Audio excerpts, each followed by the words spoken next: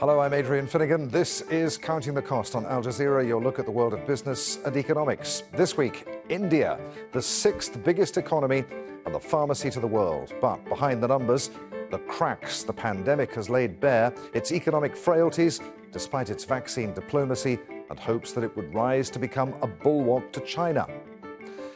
But India is rising, and it isn't afraid of flexing its muscle. Not happy with OPEC's production constraints, New Delhi is on the hunt for new suppliers.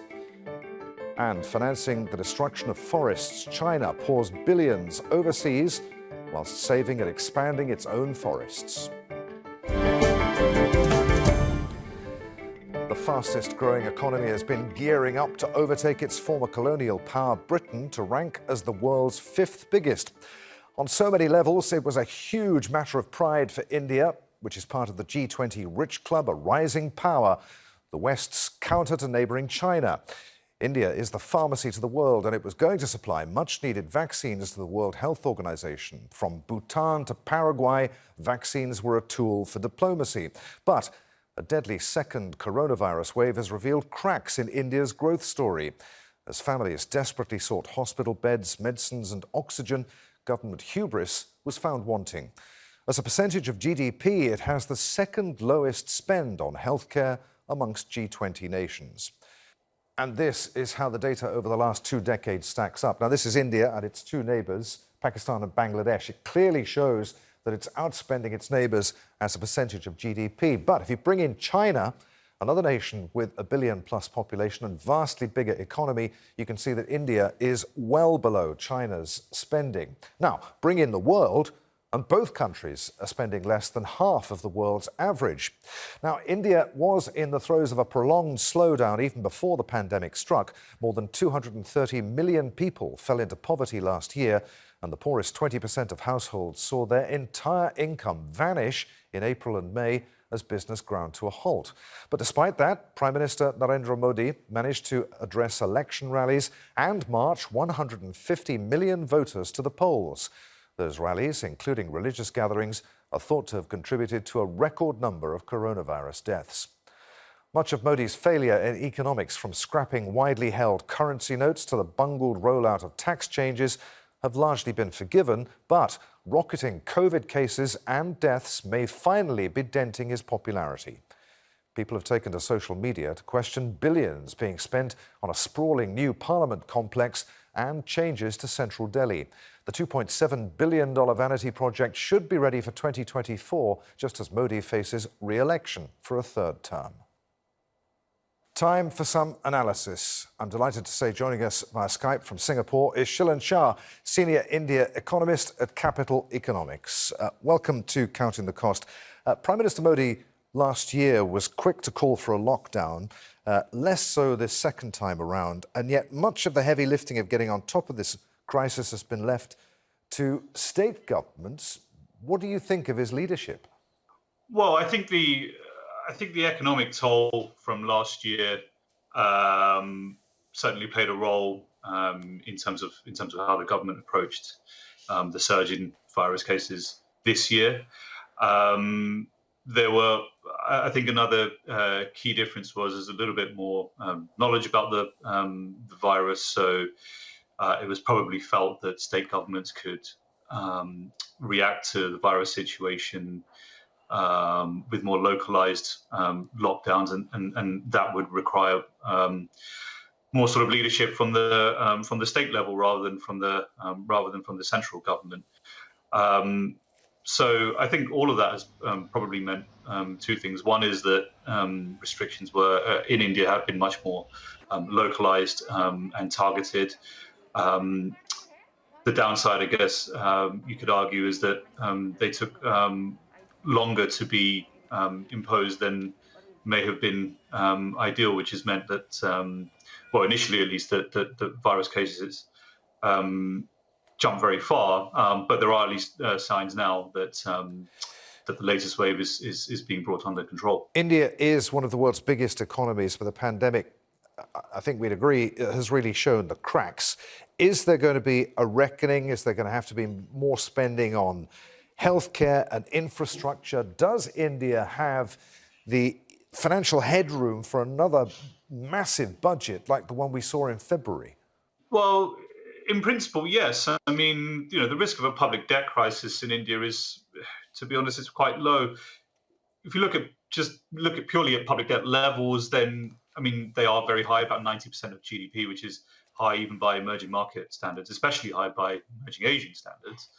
But most of that debt is held within India itself. Most of it is denominated in local currency. So if the government felt that it was in the interest, supporting the economy to unleash further fiscal stimulus, then I don't necessarily see any particularly big constraints, and I think it would earn the trust of the markets as well if markets felt that this stimulus was going to be a one-off to support households and support firms to get through this crisis. Whether we actually see that materialize, I think, is a slightly separate question. Virus cases are now beginning to drop quite sharply. That has coincided with a turning point, I should say, in terms of some of the activity indicators that we look at.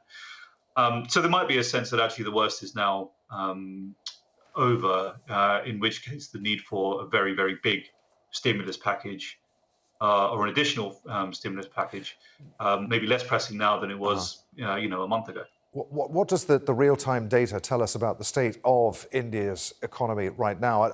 And is the lack of vaccines going to hold back the recovery?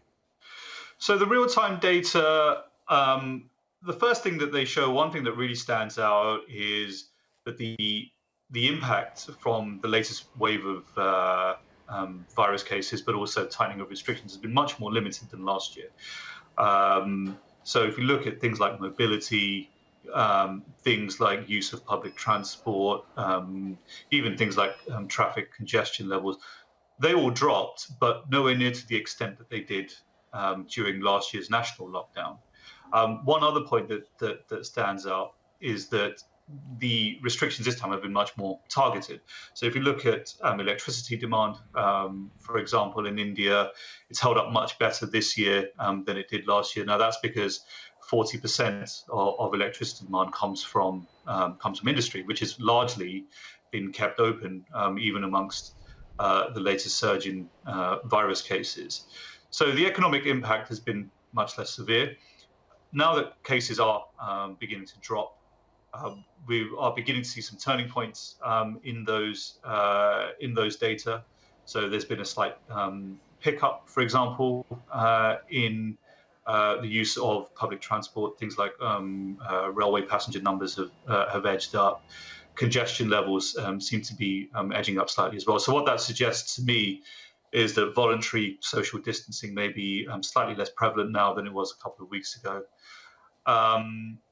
But what I think is interesting is what happens from here. With lessons learned about rapid reopening from last year, and then subsequent, surge in virus cases, I think the state governments will be much more cautious in their approach to reopening economies. So, although the economic damage has been much less severe than last year, I think that the recovery might prove to be a bit more gradual as well. Shilan, really good to talk to you. Many thanks indeed for being with us. Thank you. Well, let's stay with India and the theme of it being a rising power. A month or so before the second COVID wave, India was flexing its economic might. India's oil minister, Dharmendra Pradhan, called oil purchases a weapon for his country. And when OPEC extended the production cuts into April, India's refiners readied plans to cut imports from Saudi Arabia by about a quarter, according to Reuters. Pradhan understandably sees high oil prices as a threat to India's economic recovery. The International Energy Agency's forecast that India's consumption will double and its oil import bill will nearly triple from 2019 levels to more than $250 billion by 2040. So, what's going on? As the second biggest Asian importer after China, is India using its economic clout to diversify its oil supply? Joining us now via Skype from London is Richard Mallinson, cross-energy analyst at Energy Aspects. Good to have you with us, Richard. It's totally understandable, I suppose, that India feels its economic growth could be crimped by rising oil prices. Its anger seems to be aimed particularly at Saudi Arabia. How easy would it be for India to seek other sources of oil? Well, certainly we've seen India already look to try and diversify. It's been buying more oil, in particular from the US in recent years, and it will look at regions like Latin America and Africa to give it a mix and a range of options for supply to reduce its dependence on the key Middle Eastern exporters. But I think given how much India needs to import and given where it's located geographically, it would be very, very difficult for it to reduce or cut entirely its reliance on even one of the big Middle Eastern countries, let alone all of them. So it's a kind of partial effort, and it's, I think, as much about signaling and trying to encourage Saudi Arabia and OPEC to do what they can to increase supply and keep prices under control. And while India is not that happy with Saudi Arabia at the moment, Saudi Arabia is investing in Indian oil refineries. Well, yes, I think for Saudi Arabia, this is a long-standing strategy, not just in India, but in all of its major markets in Asia. It knows that by putting the money into refinery projects, it can lock in long-term demand for its crude exports, and it can give itself a competitive advantage. One of the things that Saudi Arabia doesn't want to do is compete with other oil exporters by discounting price. Instead, it wants to be reliable, and it wants to have secure long-term relationships. So it kind of wants to always be there, but a supplier that you pay a premium for, and having stakes in refineries helps it maintain that position. Is India bluffing here, or have there been genuine efforts to diversify and find other sources of hydrocarbons? I think some of this is certainly more rhetoric than reality. We've seen some statements in recent months that would imply a dramatic shift away from Saudi and Middle Eastern oil. I think what we're seeing in reality in the numbers is once you take account of the short-term demand disruptions and import disruptions caused obviously by the crisis going on in India, but also by hurricanes and so on, we're not seeing that dramatic a shift in the actual volumes flowing. So I think some of this is just about trying to get these statements out and influence Saudi Arabia's thinking, OPEC's thinking. We've got the group meeting regularly every month in Vienna, or not in Vienna actually, virtually, but making decisions about how much supply to produce. And I think the big goal here for India is to encourage OPEC to put more barrels into the market so that price increases are kept under control, or if you're, ideally for India, prices actually fall. But of course, just to muddy the waters further, Iran, a long-time supplier of oil to India, could come back online if a deal is reached in Vienna over its nuclear ambitions. Exactly, and those are meetings happening in Vienna right now, and a deal could bring 1.5 million additional barrels of Iranian exports to the market pretty quickly over 3 to 6 months, we think. And a lot of that supply, maybe 500,000 barrels a day, would probably go to India. That's how much it was importing from Iran in the past. So Indian refiners have been limiting their purchases or their commitments under term contracts to buy from other Middle Eastern countries to leave space in the hopes that there's going to be competitively priced Iranian oil available in the second half of the year. But that's a bit of a gamble because they can only actually buy that Iranian oil if and when US sanctions are eased. And while the talks seem to be going well, we haven't got a deal yet. And even when we get a deal announced, there will be a delay before sanctions relief would kick in. So the refiners are hoping that's going to come quickly. For OPEC and for Saudi Arabia, they are watching that and they know that it influences their strategy and it would create more competition in the second half of this year or in 2022, depending on when exactly Iranian oil starts coming back. Richard, it's been great talking to you on Counting the Cost. Many thanks indeed for being with us. In the US, the political battle continues over President Joe Biden's decision to raise the minimum wage. Last month, Biden signed an executive order that'll increase it to $15 an hour for federal contractors, making it part of his coronavirus relief package. But his opponents say that his policies are crippling attempts to revive the economy.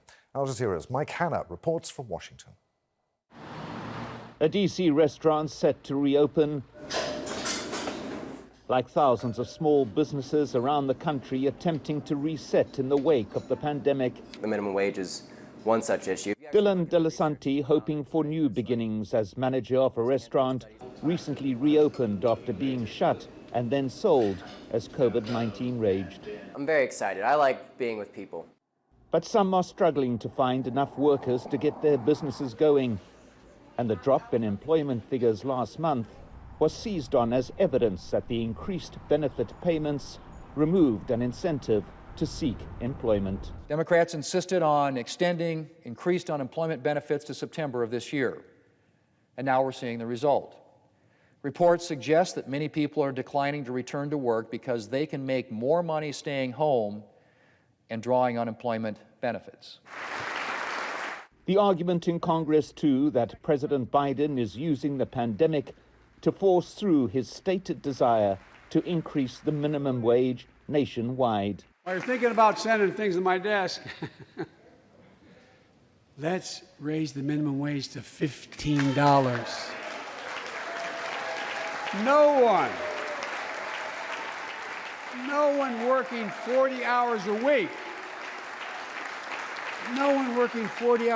should live below the poverty line. The U.S. Senate rejected an attempt to make a permanent $15 minimum as part of the pandemic relief bill. 8 Democrats crossing the floor to join Republican members in voting against the motion, introduced by Independent Senator Bernie Sanders. So let us be clear, and I don't think there's any debate about this. There ain't nobody in America, not in the North, the South, the East, or the West, who can survive on $7.25 an hour federal minimum wage. You can't make it on $9. You can't make it on $12 an hour. That federal wage minimum was introduced by President Obama in 2009.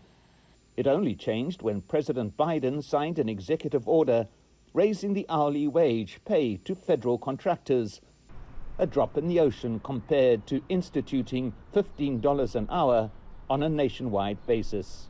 The White House insists the pandemic benefits and the wider minimum wage issue are not connected. It also maintains that pandemic benefits are not the cause of dropping employment rates, insisting that many are still reluctant to risk public exposure, and saying that the process of reinstating a stable workforce will take time. Whatever the reason, there's no rush of job seekers in the restaurant business, at least. I'd say it's a little bit of a slow trickle. Certainly, it's probably always kind of difficult to hire in the restaurant industry, but probably more difficult now. And we're probably considering, hiring some people that we might not have considered hiring in the past. Rukia Luster worked as a chef in this hotel before being sent home in March last year. The increased unemployment benefits she received matched her previous wage of roughly $15 an hour, and she is adamant people should not accept anything less. It's a terrible argument that I think that people are saying that you shouldn't, you should want to go back to work, but that's also saying you should go back to work with less, and nobody should have to settle for that.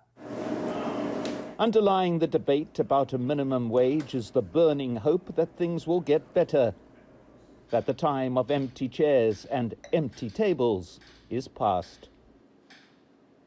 Now, one of the positive side effects of the pandemic has been the fall in carbon emissions. A 6.4% decline, or 2.3 billion tonnes, is roughly double Japan's yearly emissions. Against that backdrop, it may surprise you that the rate at which forests have been lost in Asia, Africa and Latin America has been pretty alarming.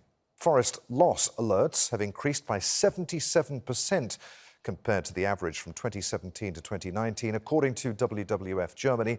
And despite China's ambitions to be a leader in the fight for climate change, its banks were the second largest financiers of companies involved in deforestation. Between January 2016 and April 2020, Chinese financial institutions provided about $15 billion in loans that puts forests at risk. Chinese financial institutions are distant second, though, to Brazilian banks, which provided more than $50 billion. Well, joining us now via Skype from London is Tom Picken, Campaign Director for Forests and Finance at the Rainforest Action Network, which compiled those numbers. Tom, good to have you with us. So China's President Xi Jinping has played up the country's role in sustainable development. Yet, as we were hearing a moment ago, the country's banks are providing funding to companies that put forests at risk. What's going on? Well, like most countries, China is balancing a range of priorities, including security objectives, economic development, and global commitments on climate and biodiversity. While these are, of course, complex issues, there is also a simple fact that Chinese banks and the international banking sector as a whole continues to drive climate change, deforestation, and rights violations by lending indiscriminately to clients in the agribusiness and livestock sectors connected to deforestation. And yet China is increasing. And yet China's increasing its own stock, its forest stock, by what, 4.5 billion cubic meters, or intends to by the year 2030. So is it a goodie or a baddie here? Well, China's made some impressive gains in terms of domestic reforestation and combating desertification, but China needs to urgently address its global impact, both through its imports of commodities like timber, soy, beef, and palm oil, and the financing of the companies involved in producing and trading these commodities, which are unfortunately routinely linked to deforestation and rights abuses. So is China, I mean, part of the problem here is the fact that China just seems to be more willing than anyone else to make loans to buy influence in poorer parts of the world? Well, geopolitics does, of course, come into the equation, but that's not unique to China. Of course, the US and European countries pioneered the use of financial leverage for influence to extract resources. And it's not just driven by national interest either. I think incentives are complex and bank-client relationships vary from region to region and commodity to commodity. The Chinese banks do have policies in place to restrict funding to companies that cause environmental damage, but something's obviously going wrong here because they're not being implemented. Why? That's right. Many Chinese bank clients have very poor environmental and social performance, which clearly don't meet China's guidelines for overseas investment. If these standards are going to be met, the signal needs to come more strongly from the central government. Laws need to be strengthened. Sanctions need to be introduced against banks who continue to lend to these companies.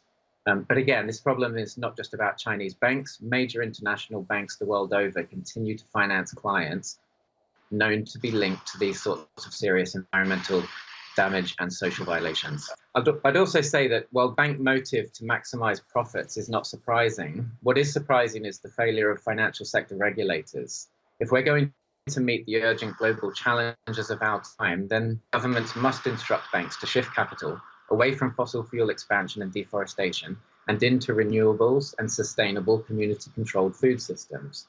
Trusting banks to do the right thing is simply not working. Right now, we're seeing banks deflecting this issue by announcing climate targets 30 years from now with huge loopholes built in. And just today, scientists have rung the alarm bell that the world is likely to hit the 1.5 degree warming threshold within the next 5 years. We simply don't need more 2050 targets from banks. We need action now. This is too urgent, too important, and too big to trust to a few bank executives. And as far as the Chinese money is concerned, is that money being loaned mostly to Chinese companies who are operating abroad? Well, the data shows that the money is going predominantly to Chinese companies, but also to other firms with strategic control and interest connected to processing operations within China. Of the $15 billion we recorded, 68% of those loans went to Southeast Asia forest sector operations, 19% to the Congo Basin, and around 13% to Brazil. Most of that money appears to be going to Southeast Asia. What for? And is it being used for illegal logging? Well, Chinese bank lending to Southeast Asia is mostly going into three sectors: palm oil, rubber, and pulp and paper, with the largest share of that being the pulp and paper sector. That goes to two of Indonesia's giant controversial pulp and paper companies, APP and April.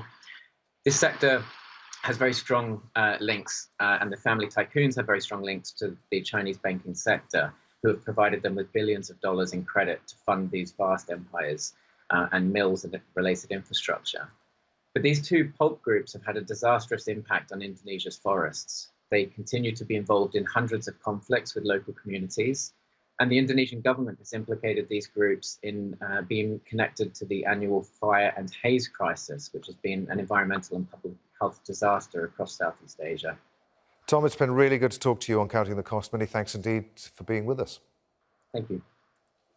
And that's our show for this week. If you'd like to comment on anything that you've seen, you can get in touch with us. You can tweet me.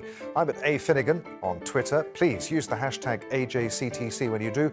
Or you can drop us a line. Countingthecost@aljazeera.net is our email address. As always, there's plenty more for you online at aljazeera.com/CTC. That takes you straight to our page, and there you'll find entire episodes for you to catch up on.